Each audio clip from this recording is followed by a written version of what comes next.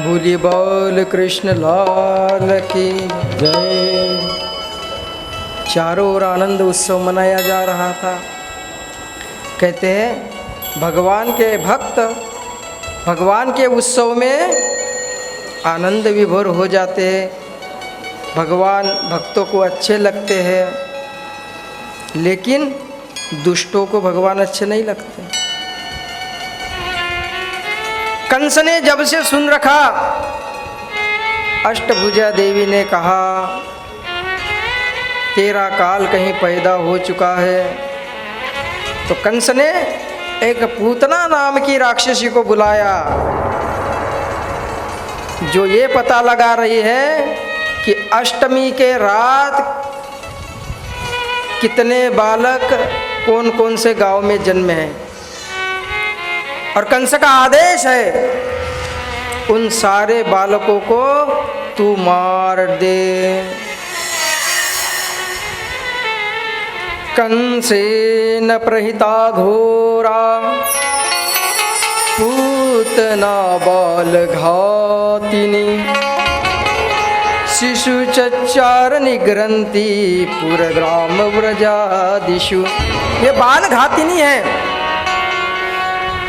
आकाश मार्ग से उड़कर जगह जगह जाकर बालकों को ढूंढ ढूंढ कर रूप बदलकर मार डालती है।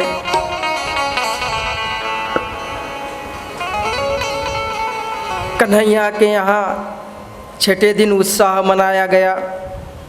फिर गोपों ने आनंद विभोर होकर नृत्य गान किया। पूतना ने देखा कि यहाँ बड़ा उत्सव हो रहा है, तो जांच की। बोले यहाँ किसके यहाँ बालक उत्पन्न हुआ? बोले हमारे नंदराय के यहाँ। बोले कब? बोले अष्टमी के रात। पूतना ने सोचा मेरा भयंकर राक्षसी शरीर है, ऐसे कोई नहीं जाने देगा। दुष्ट लोग भक्तों के बीच में भक्त का रूप बना के आते हैं। इनका रूप तो बड़ा कुटिल और कुरूप होता है, लेकिन हाव भाव शक्ल अंदर से नहीं बाहर से। शूर्पणखा राम जी के पास बड़ी सुंदरी बन के आए थे, लेकिन क्या वो सुंदर थी? शूर्पणखा बहुत बूढ़ी थी, उसके मुंह में दांत भी नहीं थे। भगवान कहते हैं जो मेरे पास सच्चे हृदय से आता है मैं उसकी अभिलाषा पूर्ण करता हूँ, लेकिन जो कुटिल हृदय से आता है मेरे से बच के नहीं जा सकता।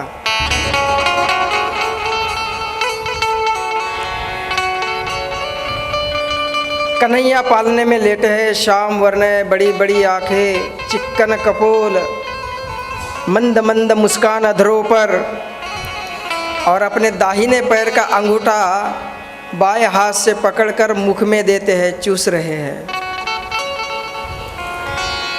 गोपियाँ देखती है, कोई माखन लाती है और उंगली से कन्हैया को जब चटाती है तो जीभ फैला के कन्हैया उसके उंगली में ऐसे ही माखन चट कर जाते हैं।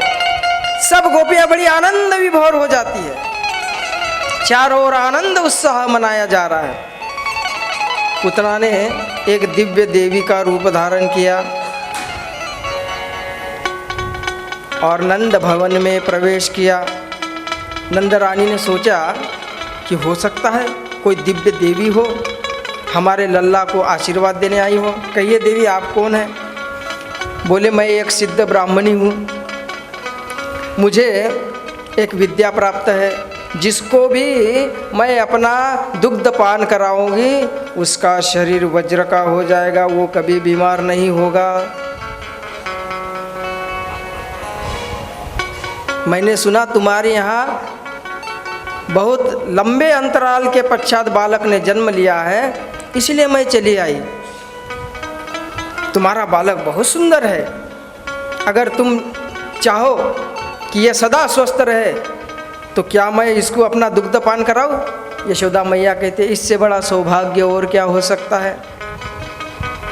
लेकिन कन्हैया ने देखा ये तो पूतना मौसी जी है, रूप बदल कर आई, और जैसे ही पूतना भगवान को पलने में से उठाने के लिए गई, कन्हैया ने अपनी आंखें बंद कर ली। कहते भगवान ने आंखें बंद क्यों की?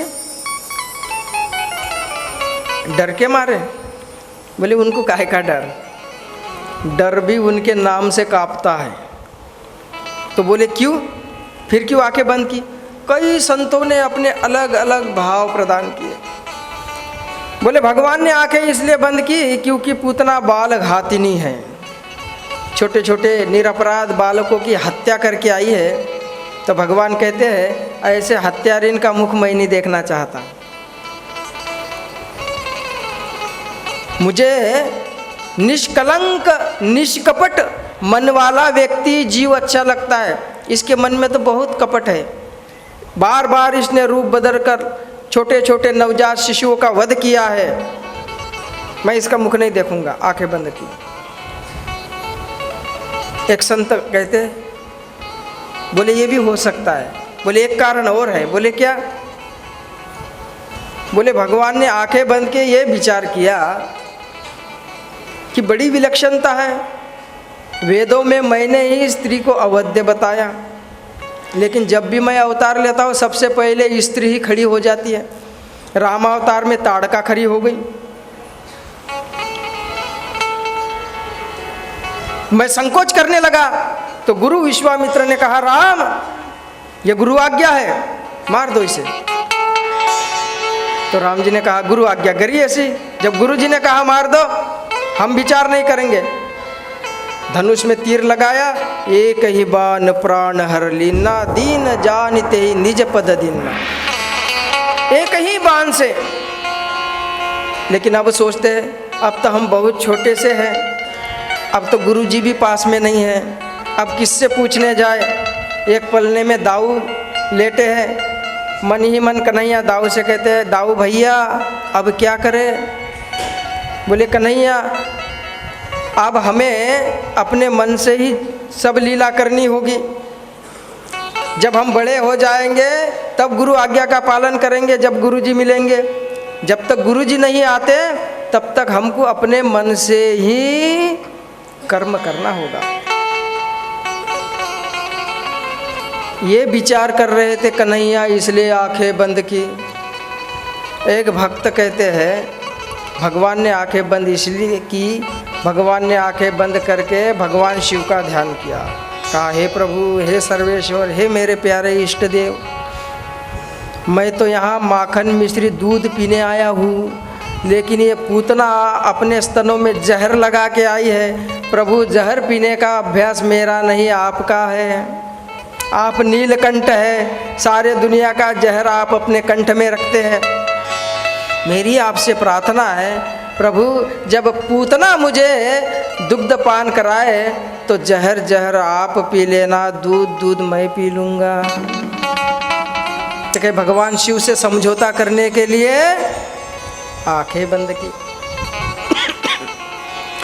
कई भाव संतों ने भक्तों ने प्रकट किए, लेकिन कहते हैं पूतना ने जब कन्हैया को उठाया तो व्यास जी ने कन्हैया को काले नाग की उपमा दी कि पूतना ने काले नाग को उठाया है। विभूद्यतां बालकमारिकाग्रह चराचरात्मा सनिमिलेते क्षणः अनन्तमारोप्य मयङ्कमन्तकं यथोरङ्गसुप्तं बुद्धिरज्जुधि। जैसे कोई भयंकर विषैला नाग सोया हुआ हो काला, और कोई रस्सी समझकर उसको उठा ले तो क्या होगा? वो नाग को नहीं उठा रहा है, अपनी मौत को उठा रहा है। तो कहते ऐसे ही पूतना ने उठाया। तो बोले कन्हैया को नाग की उपमा क्यों? वो भी काले नाग की। बोले काले तो कन्हैया है ही है, श्यामल है, लेकिन बोले कन्हैया के मुख में तो अमृत है, कन्हैया जब बोलते हैं तो ज्ञान निकलता है, गीता का ज्ञान देते हैं। जब बोलते हैं मधुरी तोतली वाणी तो भक्तों के हृदयों में भक्ति का संचार कर देते हैं। और तुम यहाँ विष बता रहे हो, काले नाग के मुख में तो विष होता है, कन्हैया के मुख में अमृत है। बोले थोड़ा आगे बढ़ना तब आपको पता चलेगा। जब पूतना कन्हैया को स्तनपान करा रही होगी उस समय पूतना के स्तनों में लगा हुआ विष कन्हैया के मुख में लग जाएगा, इसलिए विषधर हो जाएंगे वो उस समय।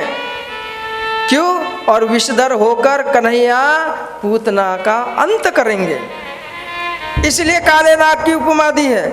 और धोखे में पूतना ने रस्सी समझकर उठा लिया है।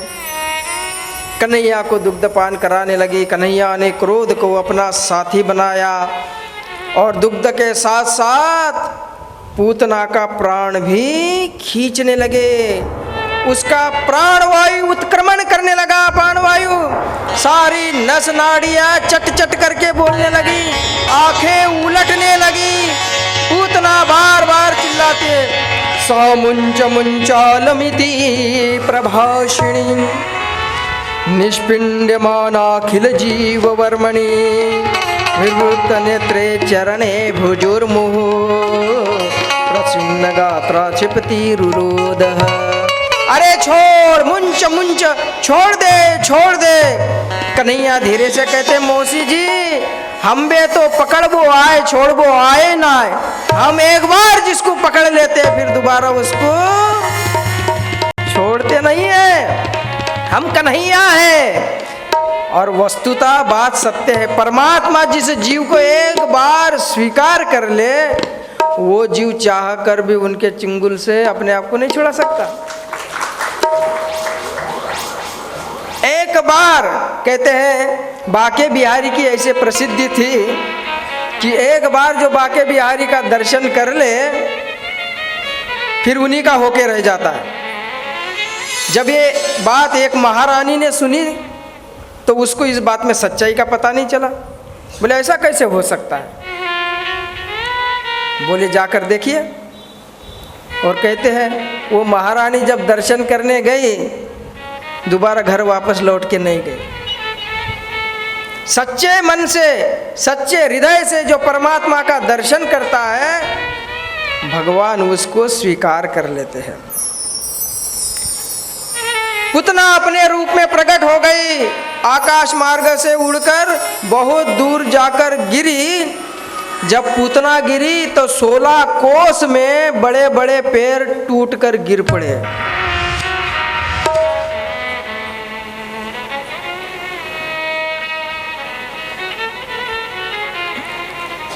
पूतना तो मर गई।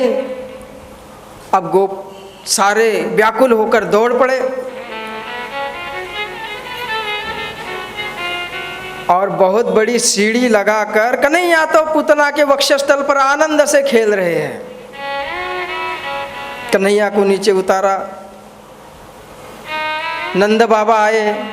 नंद बाबा मथुरा गए हुए थे कंस को कर चुकाने के लिए।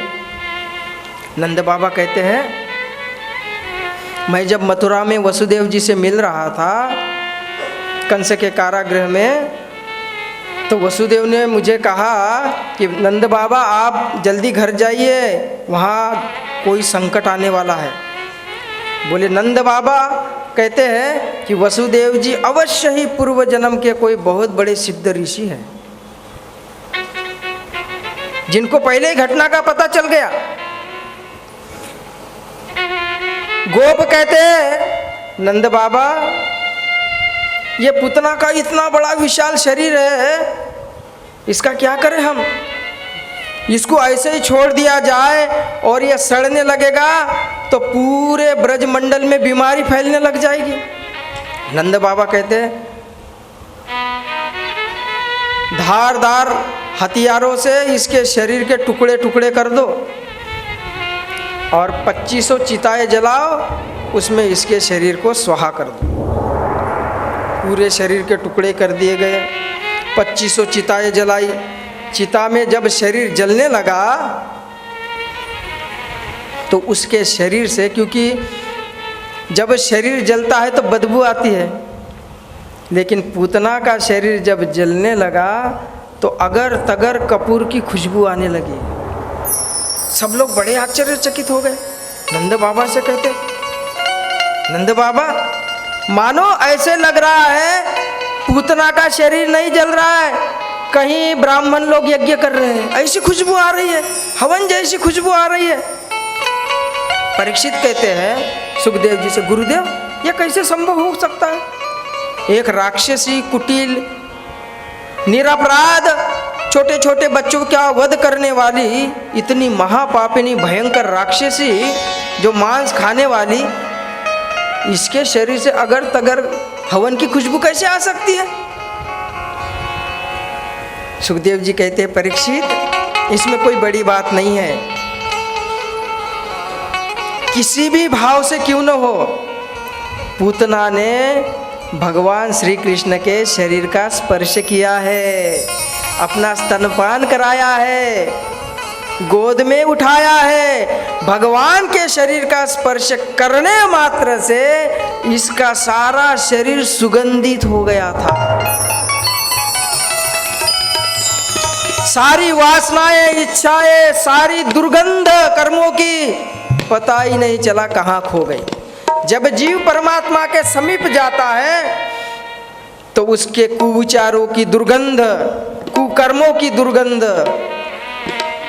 दूर होकर परमात्मा के सुविचारों की सुगंध फैलने लग जाती है।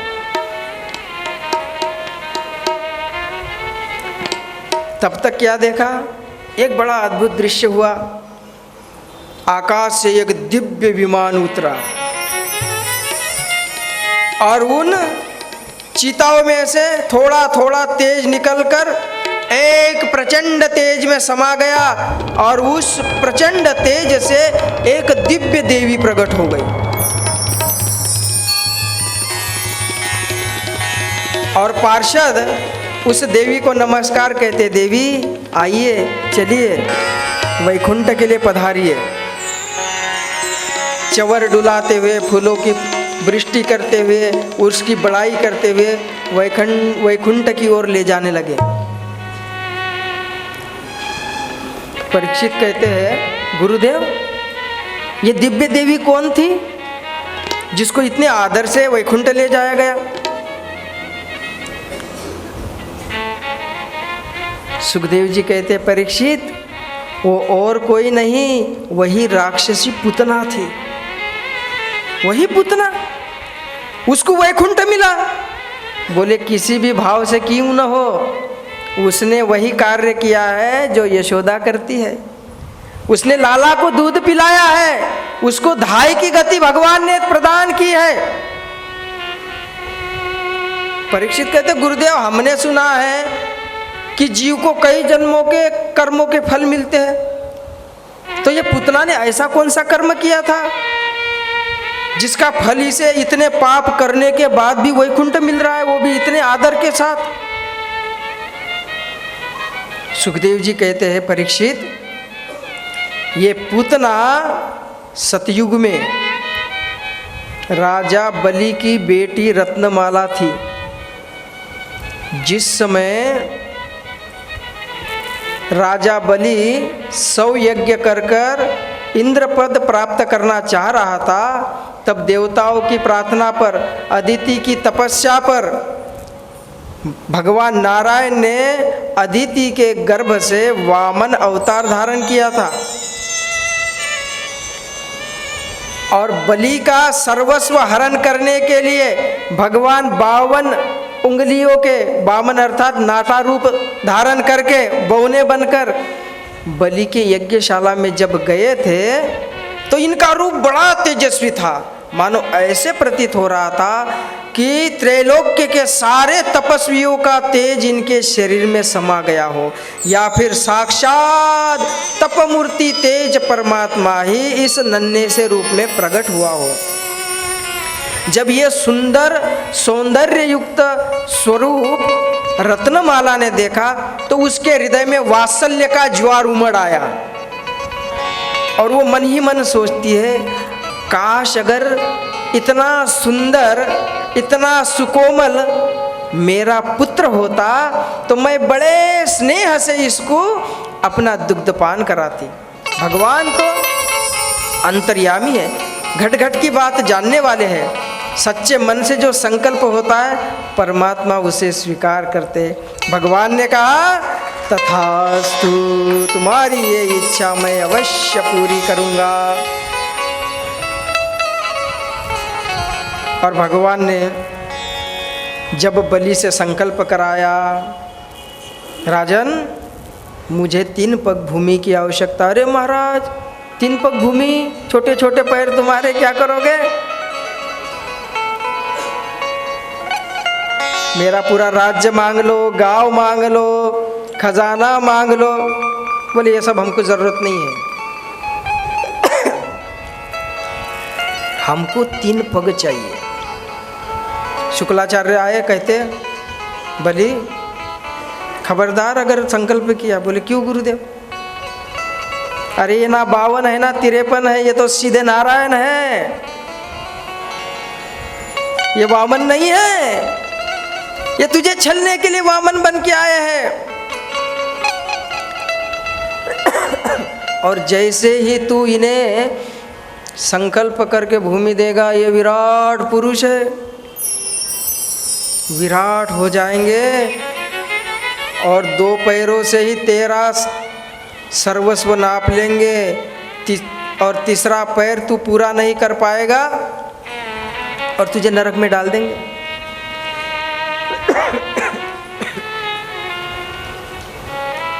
उसने कहा गुरुदेव अतिथि देवो भव, आपने सुनाया, आपसे हमने संतों से यह ज्ञान लिया कि द्वार पर यदि संत आए, कोई ब्राह्मण आए और किसी चीज़ की याचना करें, निराश नहीं लौटाना चाहिए।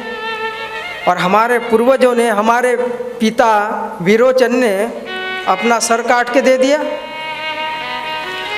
और यदि ये नारायण है तो ये त्रिलोक का ऐश्वर्य तो नारायण का ही है। तेरा तुझको अर्पण क्या लागे मेरा, तो ये इन्हीं का है, ये तो मेरा सौभाग्य है। सारे संसार को देने वाले दाता मेरे आगे हाथ फैला रहे हैं, मुझे मांग रहे हैं, मुझे बड़ाई दे रहे हैं।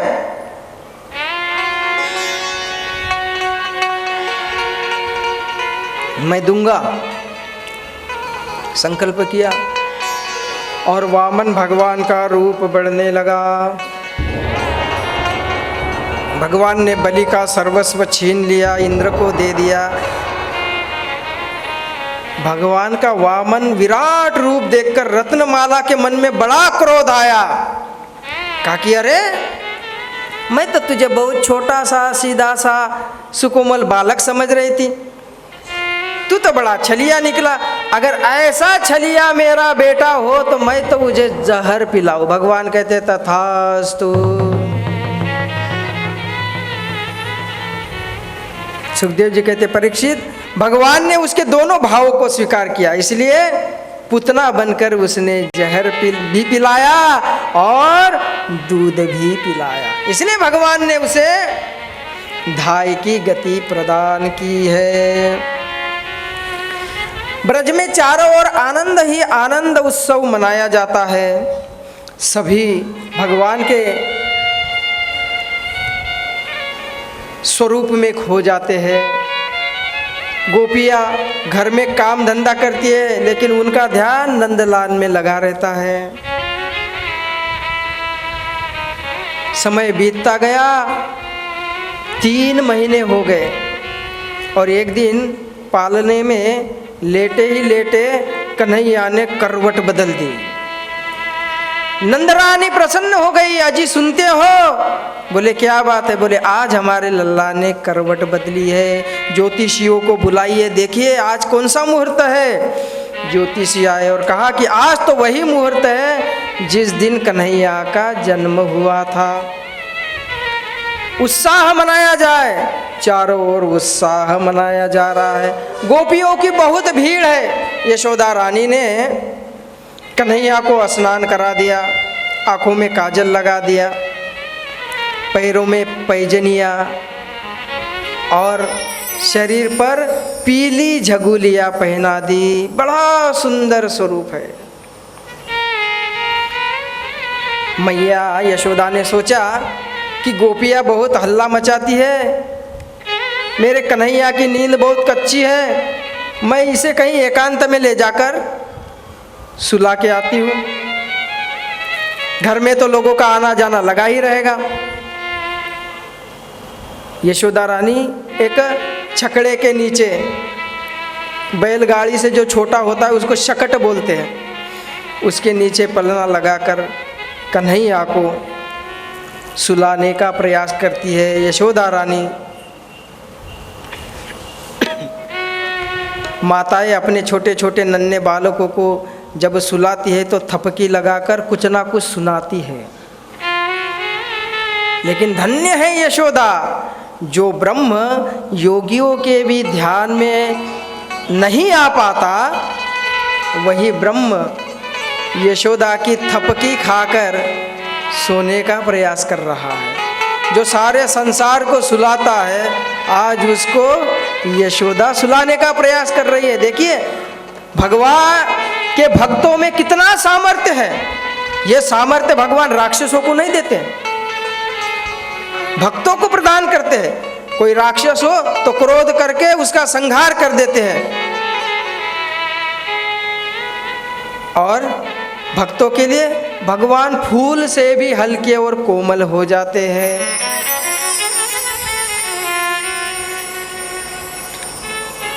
शगन मगन मेरे लाल को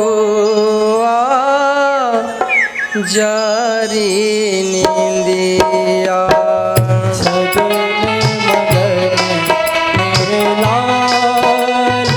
भगवान ने हमें जो ये मन दिया है, इस मन को वेदांत में ब्रह्म कहा गया, अर्थात ये साक्षात भगवान का स्वरूप है। इसके पास वो सामर्थ्य है, शरीर चाहे जहाँ रहे, ये कहीं भी जा सकता है तीनों लोकों में। आप भलाई कलयुग में बैठे हो, शरीर यहीं छोड़ दो और मन के साथ द्वापर युग में प्रवेश करो, गोकुल में आ जाओ। पलना लगा हुआ है छकट के नीचे, यशोदा रानी कन्हैया को थपकी देकर लोरी सुना रही है। पालने के आसपास आप सब लोग खड़े हो जाओ और आनंद लो इस छवि का। शगन मगन मेरे लाल को जारी दिया। शगन मगन मेरे लाल को जारी निंदिया। जारी निंदिया मेरे लाल को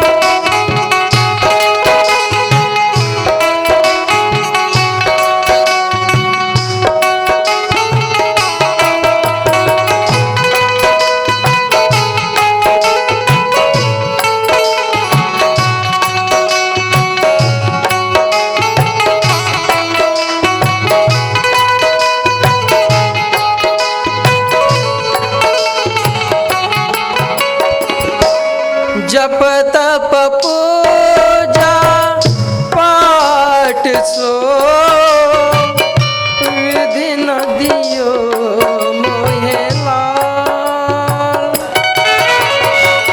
जप तप पूजा पाठ सो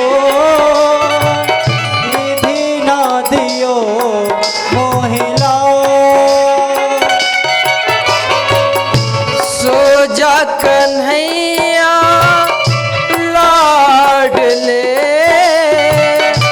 मैया बजावे ताल।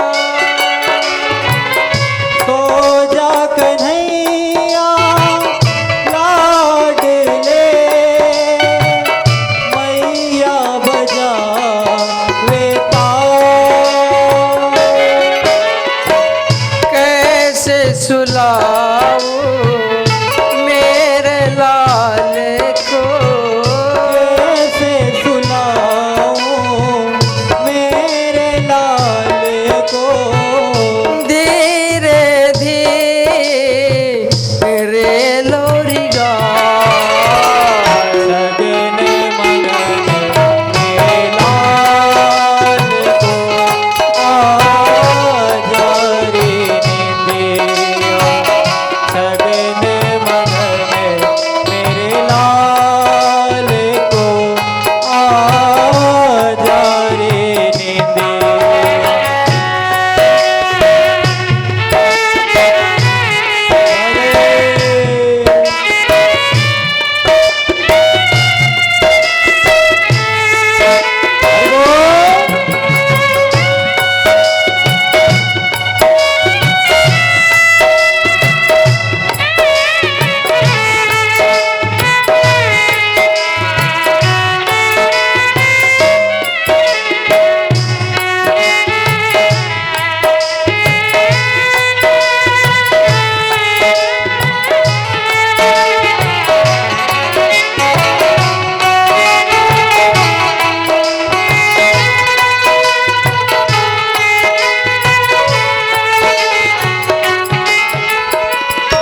सोवे कन्हैया पालना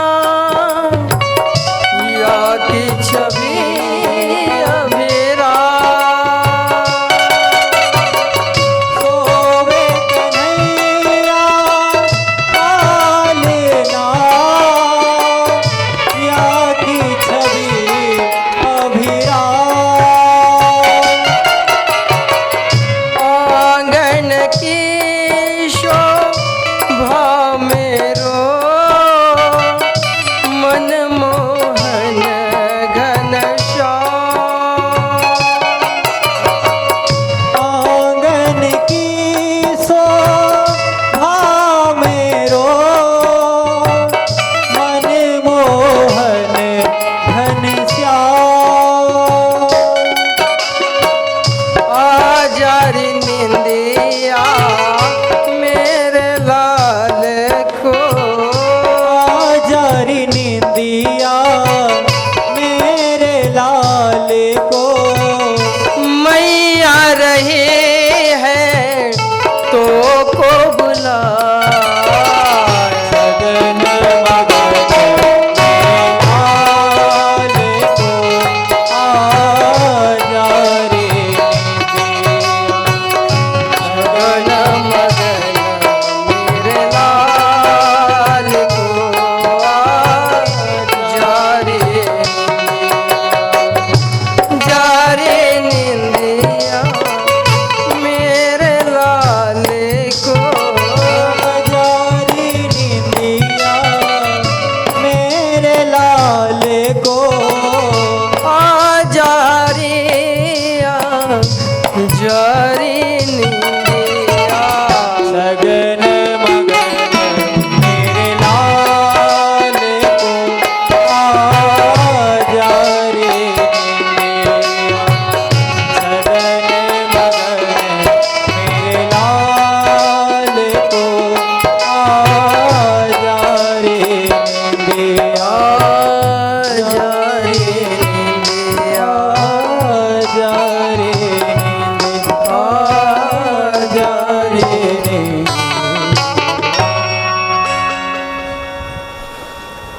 और ये कन्हैया के आँखों में नींद आ गई।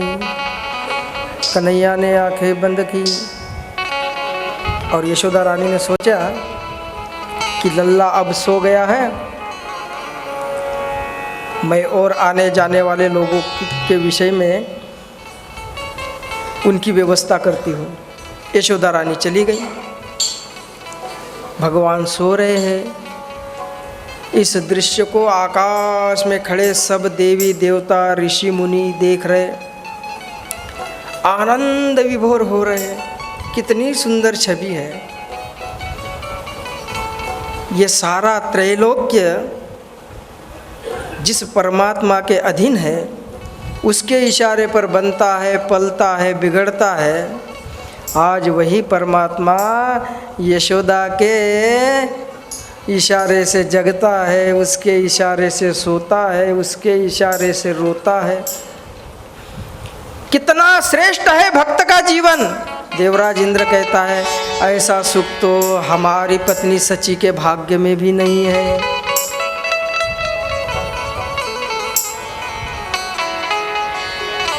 भगवान की लीलाएं भक्तों को, देवताओं को आनंद प्रदान करने वाली है। जब भगवान सोते हैं तो भगवान के भक्त मौन हो जाते हैं, कहीं हमारे प्रभु को कोई कष्ट ना हो। भक्तों को भगवान का विश्राम अच्छा लगता है, लेकिन दुष्टों को भगवान का विश्राम अच्छा नहीं लगता। आ गया शकटासुर, उसी शकट पर विराजमान हो गया और शकट को तोड़ के कन्हैया पर गिराना चाहता है। कन्हैया ने कहा, अच्छा आ गए, आइए, हम आपका ही इंतजार कर रहे थे। कन्हैया सोए थोड़ी थे, भक्तों को आनंद देने के लिए। और खेल ही खेल में भगवान ने, कन्हैया ने अपने दोनों चरण पालने में हिलाना प्रारंभ कर दिया और एक पैर का अंगूठा शकट को दे मारा। वो बैलगाड़ी आकाश में उछल गई और धड़ाम से धरती पर गिरी। उसके चक्के कहीं जाकर गिरे, आगे का जो जुआ धुरा आदि बोलते वो कहीं जाकर गिरा। बड़ी जोर की आवाज हुई तो नंद बाबा, सारे गोप गोपिया, यशोदा रानी सब दौड़ के आ गए। क्या हुआ, क्या हुआ? तो वहाँ छोटे छोटे बालक कुछ खेल रहे थे। बोले कुछ नहीं हुआ, ये कन्हैया है ना, इसी ने पैर की ठोकर से ये छकट को उछाल दिया। सब कहते हैं ये कैसे हो सकता है? 3 महीने का बालक, और उस शकट में बड़े बड़े दूध दही के बर्तन रखे थे, वो सब भी फूट गए और सब दूध दही की कीच मच गई।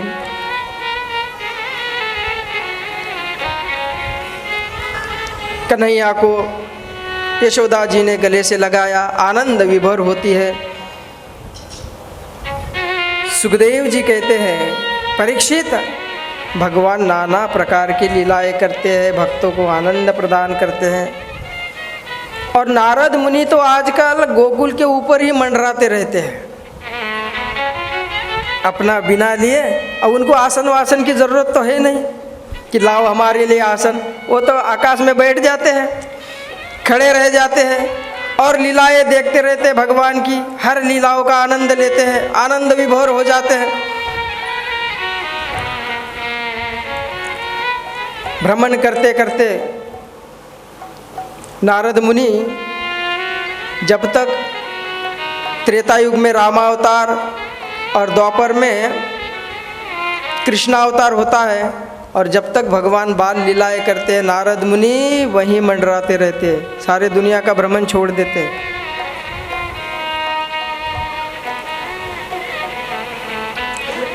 त्रिनावर्त नाम का असुर आया, कन्हैया को उड़ा के आकाश में ले गया। कन्हैया ने उसका गला पकड़ लिया और गला दबा के मार दिया। संसार में परमात्मा से शक्तिशाली कोई नहीं। ये त्रिनावर्त क्या है? बवंडर, यह है अहंकार। पद का अहंकार, धन का अहंकार, रूप का अहंकार, यौवन का अहंकार, ये अपने आप को भगवान से भी बड़ा मानता है। और जब ये होता है तो भगवान नहीं दिखाई देते। सबसे पहली बात, हम नहीं मानते। कहते हैं सांसारिक चाहे जितनी पढ़ाई आप कर लो, अच्छी बात है, लेकिन जब तक आपको शास्त्रों का ज्ञान नहीं है, सब बेकार है। ये तो लौकिक विद्या है, ये तो इस शरीर के निर्वाह के लिए उस विद्या का प्रयोग करोगे जिससे धन प्राप्त होगा, शरीर का पालन पोषण होगा, लेकिन आपके आत्मा का कल्याण वो इस विद्या से नहीं होगा। आत्म कल्याण तो शास्त्र और गुरु के ज्ञान से ही होगा।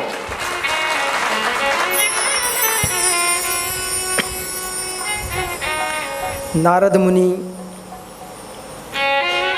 निरंतर लीलारत रहते हैं। यशोदा रानी एक दिन नंदराय जी से कहती है, सुनिए, ये हमारा लल्ला कितना बड़ा हो गया है, रोहिणी जी का लल्ला भी बड़ा हो गया, हम इनको लल्ला लल्ला कब तक कहेंगे? आप इनका कुछ नाम क्यों नहीं रखते? जाइए, हमारे कुलगुरु शांडिल्य है, उनसे इनका नामकरण कराइए। शांडिल्य जी के पास गए, कहा गुरुदेव आप हमारे बालकों का नामकरण करिए। शांडिल्य जी योगी है, वो समझ गए इनका नामकरण करने का अधिकार मेरे पास नहीं, इनका नामकरण तो गर्गाचार्य करेंगे, वही यदुकुल के आचार्य हैं। नंदराय जी से कहते हैं, नंदराय जी मेरे से भी श्रेष्ठ ज्योतिषाचार्य हमारे गुरु गर्गाचार्य है, और मुझे पता चला है कि वो गोकुल में आने वाले हैं। अगर आप उनको मना ले, और यदि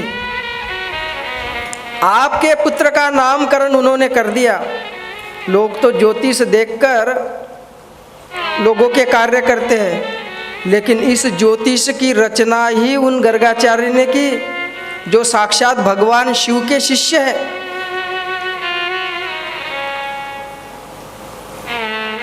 और इधर वसुदेव जी गर्गाचार्य जी को प्रेरित करते हैं, गुरुदेव हमारे दोनों बालक गोकुल में हैं, आप वहाँ जाइए, आप हमारे कुलगुरु हैं, वहाँ जाकर उनका नामकरण संस्कार करिए।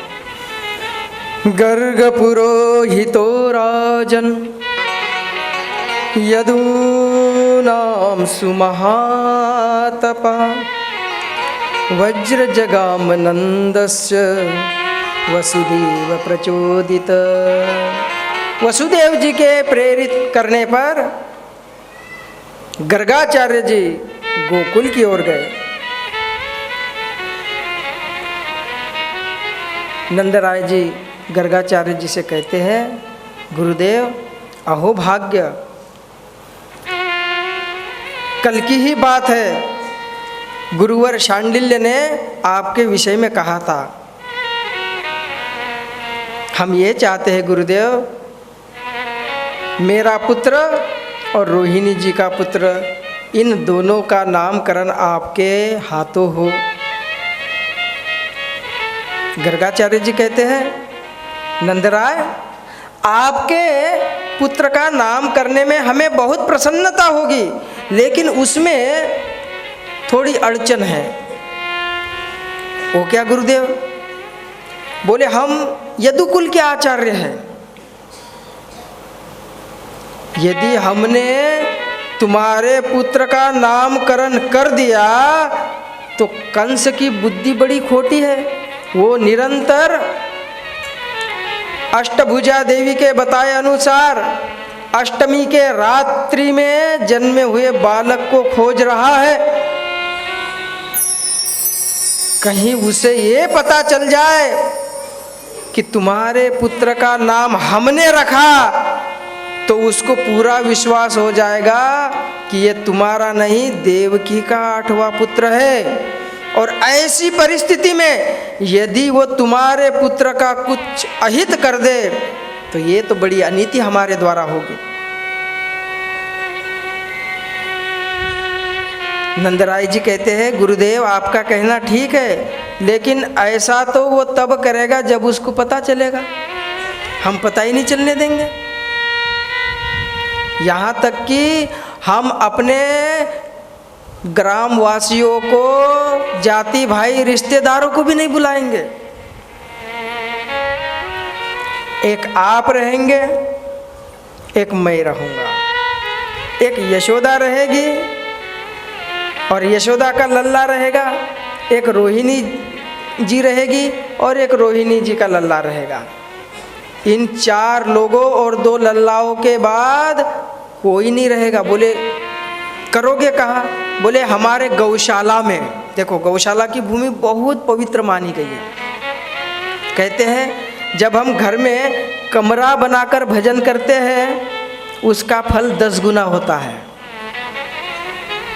लेकिन गौशाला में बैठकर यदि माला जाप किया जाए, ध्यान लगाया जाए, उसका फल 100 गुना होता है। कहीं आश्रम में नर्मदा किनारे, गंगा किनारे या आश्रम में बैठकर जो ध्यान जाप किया जाता है उसका फल 1000 गुना होता है।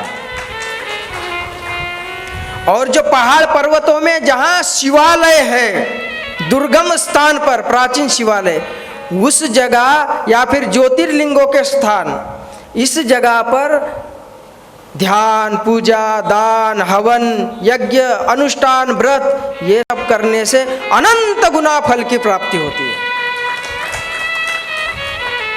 जिस फल की कोई गिनती नहीं। गौशाला बहुत पवित्र स्थान है। गौशाला में हम अपने पुत्र का नामकरण करेंगे। बोले ठीक है नंदराय जी। अलक्षितोऽस्मिन् रहसि मामेक रपि गोव्रजे कुरु द्विजाति संस्कारं स्वस्ति वाचन पूर्वकम्।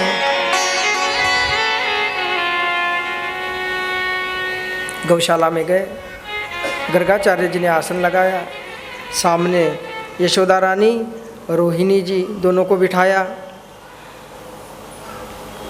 यशोदा रानी के गोद में कन्हैया है और रोहिणी जी के गोद में बलराम जो शेषनाग अनंत है।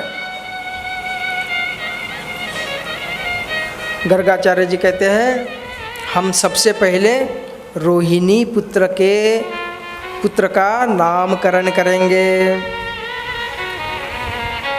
अयम हि रोहिणी पुत्रो रमयन् सहृद गुणे आख्यासते राम इति बलाधिक्यात् बलं विदु। ये रोहिणी पुत्र है, ये सबको आनंद प्रदान करने वाला होगा और सबको आनंद प्रदान करने वाले का नाम है राम। और इसमें इतना बल होगा, ये बल का धाम होगा। अगर ये क्रोध में आकर धरती पर पैर पटक दे तो धरती हिल जाएगी। किसी पेड़ को पकड़ ले और थोड़ा सा बल लगाए तो पेड़ उखड़ जाएगा। ये परम बलवान होगा, सबको आनंद देने वाले का नाम राम होगा। और इसके शरीर में बहुत बल है, इसलिए इसका नाम होगा बलराम। बोलिए बलभद्र महाराज की।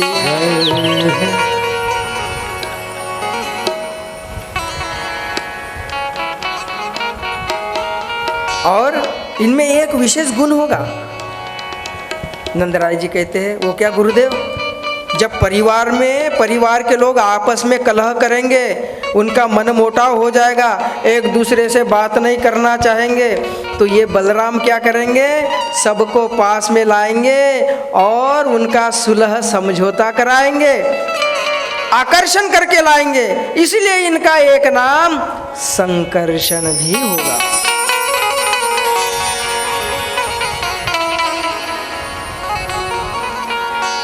अब हम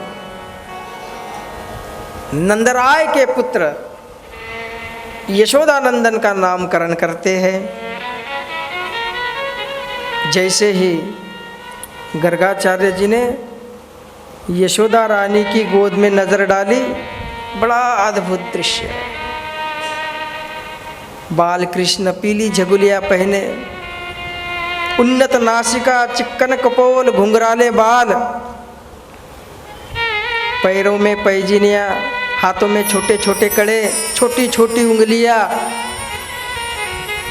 दाहिने पैर का अंगूठा पकड़कर मुख में चूस रहे हैं।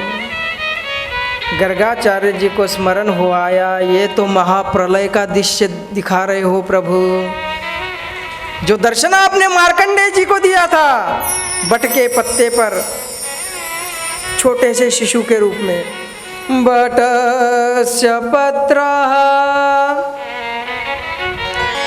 फूटे शयनम्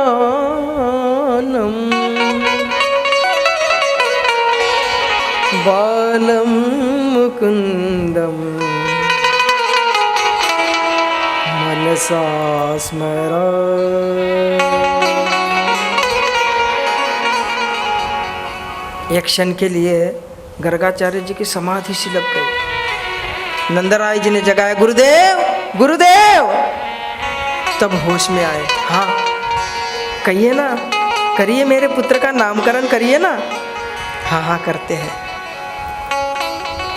नंदराय, तुम्हारा पुत्र हर युग में जन्म लेता है, हर बार इनका वर्ण कभी लाल, कभी पीला, कभी श्वेत होता है।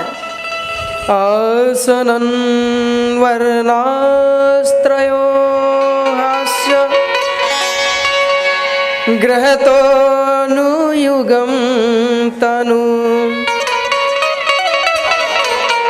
शुक्लो रक्त तथा पीत इदानीं कृष्णतां गत। लेकिन इस बार इन्होंने श्याम वर्ण को स्वीकार किया है, सावला वर्ण स्वीकार किया। और नंदराय, ये जो तुम्हारे नंदन है, यशोदा नंदन, नंद नंदन है, किसी भी दृष्टि में या किसी भी दृष्टिकोण से देखा जाए, ऐश्वर्य में, बल में, सौभाग्य में, ज्ञान में साक्षात नारायण से रत्ती भर भी कम नहीं है। मानो कहना चाहते हो कि साक्षात नारायण है, तो कन्हैया ने इशारा किया, गुरुजी मेरा भेद मत खोलिए। अगर मेरा भेद खोल देंगे तो मुझे मूर्ति बनाकर एक जगह बिठा देंगे, चिरंजी दाना और शक्कर छोड़ देंगे, दिन भर चिटिया परेशान करेगी। मैं तो यहाँ ब्रह्म बन के नहीं, जीव बन के लीला करने आया हूँ, भक्ति का आस्वादन करने आया हूँ। जब मैंने भक्ति का निर्माण किया तो भक्ति ने जीवों को आपोषण किया और भक्त मेरे प्रेम में आनंद विभोर होकर नृत्य गान करने लगे। तब मैंने भक्ति से कहा, देवी तुम्हारा कैसा अद्भुत रस है, कैसा उन्मत्त बना देती हो। बोले प्रभु ये रस थोड़ा आप भी चख के देखिए। बोले जरूर लेंगे, जब हम द्वापर युग में आएंगे तो हम भी तुम्हारे रस का पान करेंगे। तो हम तो भक्ति रस, माता पिता के प्रति भक्ति। कहते हैं कन्हैया कितने भक्त थे, कभी नंद बाबा के खड़ाऊ अपने सर पर उठा के लाते थे। गोपियाँ बहुत काम कराती थी, ए लाला वो टोकरी ले आ, वो दूध धोने का बर्तन ले आ, बहुत काम कराती थी। और उसके बाद कहती अब नाच, हमको नाच के दिखा।